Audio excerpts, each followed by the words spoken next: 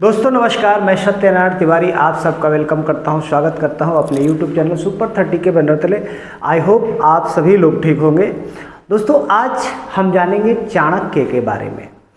चाणक्य एक महापुरुष थे और महापुरुषों में अगर नाम लिया जाए और चाणक्य का नाम न लिया जाए तो ये अधूरा होगा।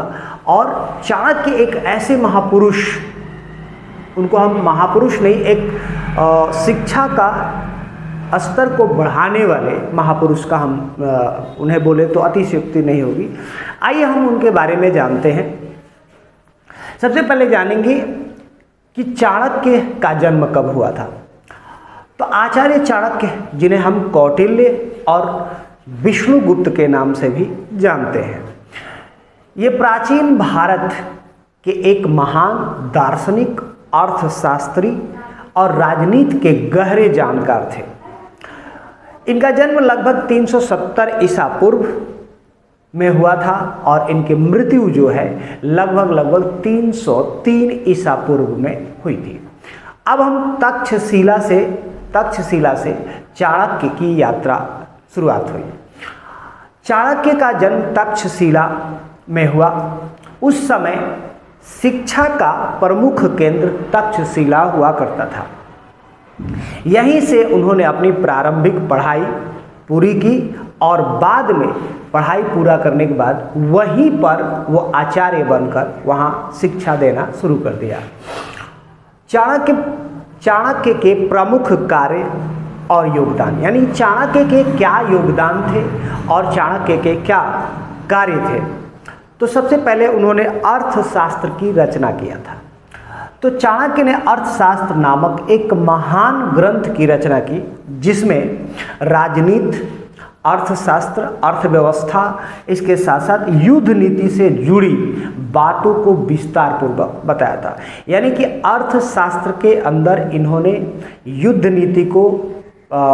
नीति में कैसे पारंगत हों, अर्थव्यवस्था को कैसे मजबूत किया जाए, इसके साथ साथ राजनीति में कैसे परंपरागत तरीके से, प्रासंगिक तरीके से हम आगे बढ़ सके, इन सभी चीज़ों की व्याख्या इन्होंने किया था। जो आज भी प्रशासन के क्षेत्र में सबसे ज़्यादा प्रशासन और नीति निर्माण के लिए मार्गदर्शक कहा जाए तो अतिशयोक्ति नहीं होगी। चाणक्य नीति, इन्होंने चाणक्य नीति नामक एक पुस्तक लिखी, जिसमें जीवन के विभिन्न पहलुओं से जुड़ी सीखें और व्यवहारिक ज्ञान दिया गया है। यानी इन्होंने इस चाणक्य नीति में जीवन की विशेषताएं, जीवन के अंदर संवेदना और राजनीतिक पहलू, इन सभी चीज़ों की चाणक्य नीति में उन्होंने ज्ञान दिया। अब आते हैं मौर्य साम्राज्य का नींव।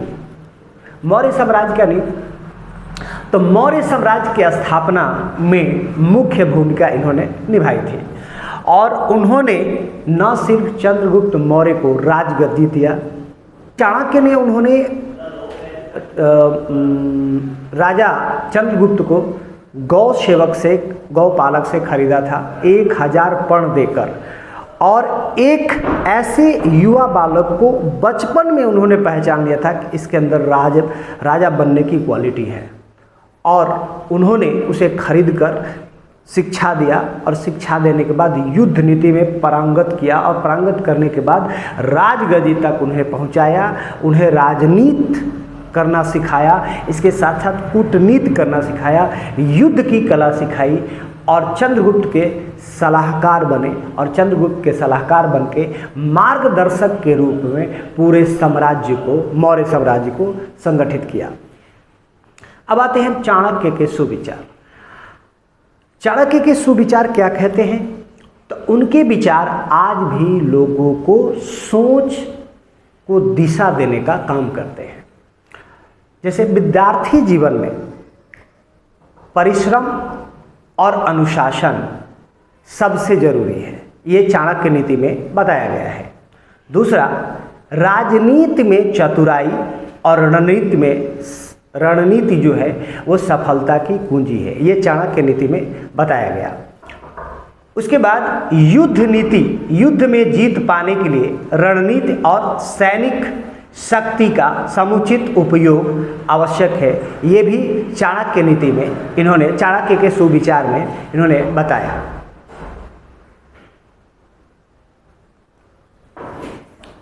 उसके बाद चाणक्य से जुड़ी कुछ रोचक जानकारी है, इसके बारे में हम बात करेंगे।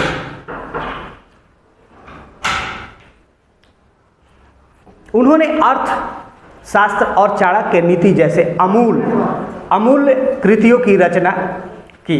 मौर्य साम्राज्य की स्थापना में उन्होंने अहम योगदान किया और ऐतिहासिक रहा। उनके विचार आज भी जीवन में मार्गदर्शक करते हैं, यानी मार्गदर्शन करते हैं, लोगों को प्रेरणा देती है। चाणक्य से जुड़ी कुछ प्रमुख पुस्तकें, यानी चाणक्य ने क्या क्या कौन सी पुस्तकों की रचना की थी। तो चाणक्य ने अर्थव्यवस्था को मजबूत करने के लिए अर्थशास्त्र नामक किताब की रचना की।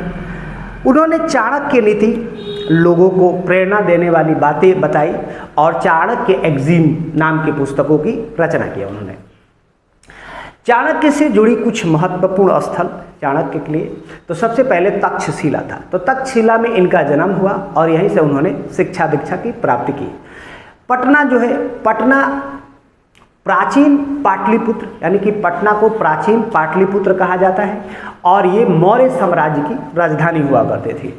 मौर्य साम्राज्य के अवशेष जो आज भी चाणक्य की दूरदर्शिता की गवाही देते हैं, ये बताते हैं कि चाणक्य की कितनी सोच, दूरदृष्टि, कितनी दूरदृष्टि पर थी। चाणक्य की अमर छवि, तो तक्षशिला के संग्रहालय में सुरक्षित चाणक्य एक दुर्लभ चित्र, यानी सुरक्षित तक्षशिला के जो संग्रहालय है, म्यूजियम है, उसके अंदर चाणक्य की एक दुर्लभ चित्र रखी गई है। पटना के संग्रहालय में प्रदर्शित उन्होंने ऐसी ऐतिहासिक छवि गवाही देती है। उसके बाद मौर्य साम्राज्य के जो अवशेष हैं में उकेरी गई बातें, उनकी जीवन गाथा को बहुत कुछ सीखने को और सिखाने को मिलता है।